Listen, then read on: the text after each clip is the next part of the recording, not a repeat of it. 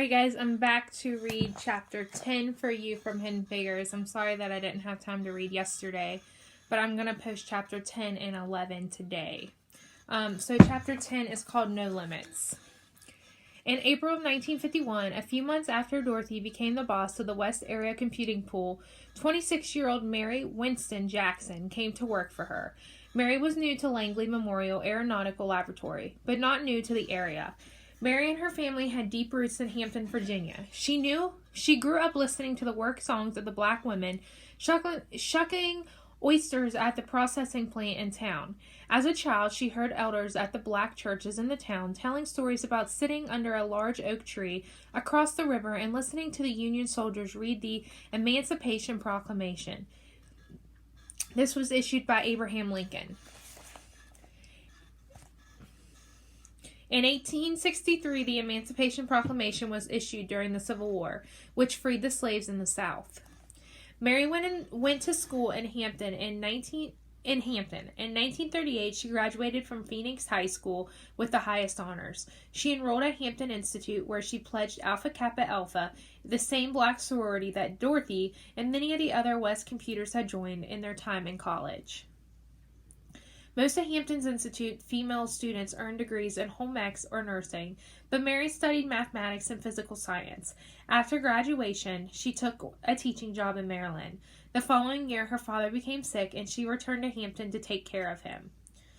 Back home, she took a position at the community center run by the United Service Organization, a nonprofit group that provides service and entertainment to the United States soldiers. She helped military families and defense workers find places to live, played the piano during sing-alongs, and helped organize Girl Scout troop meetings and rallies. At one of the USO dances, Mary met Levi Jackson, an enlistee at the Naval School run by the Hampton Institute. They fell in love and married in 1944.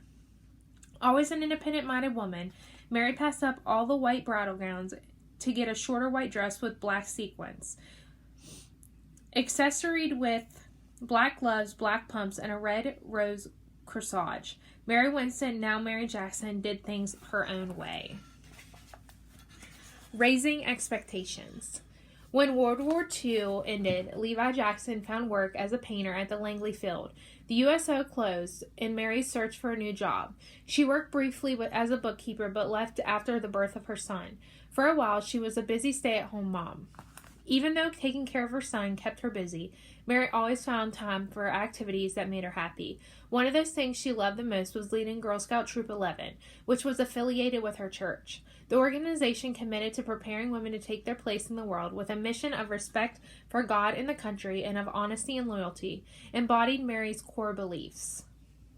She took the girls on a 3-mile hike and field trips to the craft factory to learn more about what their parents did for work. She took them to the afternoon tea at the Hampton Institute Mansion House, where the college's president and family lived. For the first time in history, Hampton's Institute president was black. The grand president's residence was occupied by a black family. It was a sight the girls had never forgotten. Mary Jackson understood how impressionable the young girls were. At a troop meeting, the group sang a folk tune, "Pick a Bell of Cotton." It was a well-known song that she had sung countless times before, but that day, it was as though she heard the words for the first time. "We're gonna jump down, turn around, and pick a bell of cotton." She realized she was talking about slavery times in the South, and she didn't want to keep the idea alive. "Hold on a minute," she interrupted. "We are never going to sing this again." She explained that the song enforced all the worst stereotypes about what it meant to be black. She told the girls that they could be much more than that. Maybe Mary couldn't remove the limits that society put on the girls, but it was her duty to make sure that the girls didn't put limits on themselves. Their dark skin, their gender, their economic status, none of these were reasons to not live their dreams. "You can do better, we can do better," she told them every day. For Mary Jackson, life was a long process of raising one's expectations. When her son turned 4, Mary Jackson filled out an application with the civil service, applying for both secretary positions and also a job at the computer at Langley.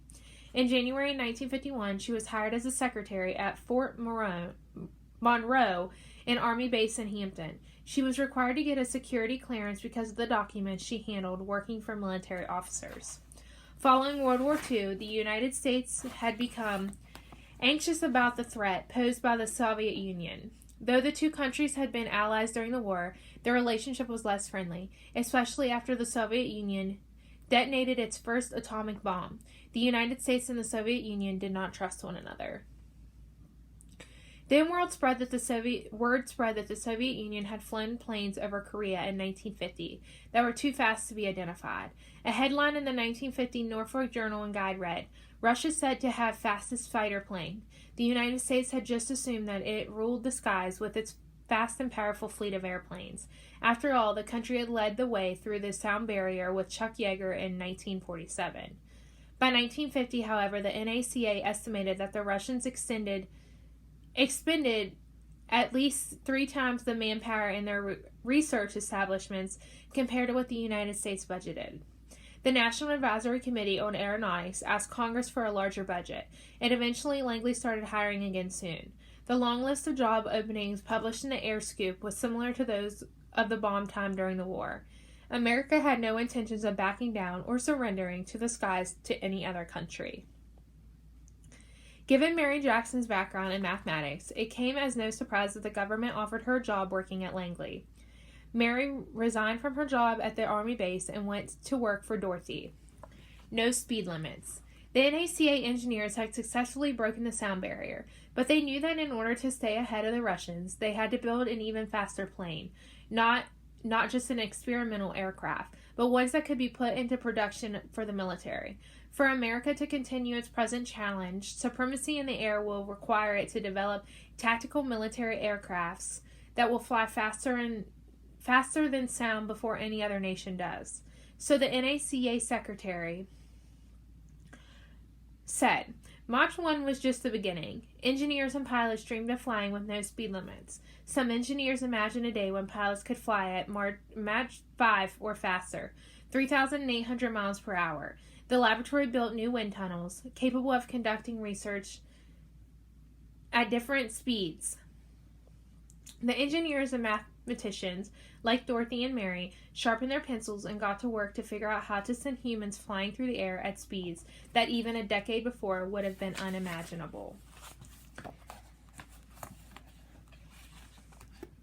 On April 5, 1951, the same day that Mary Jackson started her job at Langley, a New York federal court handed down a death sentence against Lethal and Justus Rosenberg, a couple accused of spying for the Russians. The Rosenberg trial sparked widespread fear that communists, sympathizers, people who believed in communism, Russia's political system, were living inside the United States and plotting to overthrow the American government. At Langley, the Rosenberg trial and its repercussions hit close to home. An engineer was accused of stealing classified National Advisory Committee for aeronautics documents and giving them to the Soviet Union. Some of the stolen secrets included plans for the nuclear power airplane designs. The engineer was eventually cleared of spying charges, but he was convicted of lying about his relationship with the Rosenbergs. Suddenly, Americans were afraid that they might be spied around. Even their neighbors are at work. The FBI interviewed Langley employees. Many workers were terrified of the investigations, who sometimes came to their homes unannounced. While no one was above suspicion, the investigators focused their attention on anyone involving the organizations that the government had decided were dangerous. The FBI accused people involved with many organizations of being sympathetic to the communists and their belief. The fear of communism ruined many lives and livelihood even when people were innocent. Virginia Senator Harry Byrd, the same politician who had criticized the Fair Employment Practices laws from World War II, stirred up another frenzy by labeling anyone who disagreed with his view of traditional American values as a communist. But President H.S. Truman saw a different way to deal with the communism. He wanted to show the United States version of democracy was the best system in the world, encouraging developing countries, including many Africa, Asia, and Latin America, to become American allies. To prove that America was trying to be fair to the people with dark skin, President Truman desegregated the military, allowing blacks and whites to serve side by side in the armed forces. Truman also made the head of each federal department personally responsible for maintaining a work environment free of discrimination on the basis of race, color, religion, and national origin. Was discrimination still taking place at Langley? On one hand, the black women were still rationally segregated into the West Computing Office. The laboratory has one work unit composed entirely of Negro women. The West Era computers, which may fall into the category at a segregated unit. However, the memo continued, a large percent of employees are usually detailed to work in a non-segregated units for periods of 1 to 3 months. Over time, women like Dorothy, West Computing other Dorothy, had begun to leave the computing pool and go to work in other offices, sitting next to white engineers and computers. The women knew that the best way to fight discrimination at work was to put their work as well as they possibly could. The mathematician equations didn't care what color they were, as long as the answers were corrected. Alright, so for this one, I'm trying to think of something that we haven't already talked about. Do you think that it was a good idea to go ahead for the president to make segregation illegal, since he's trying to show these other countries that we're fair to one another, including our own people?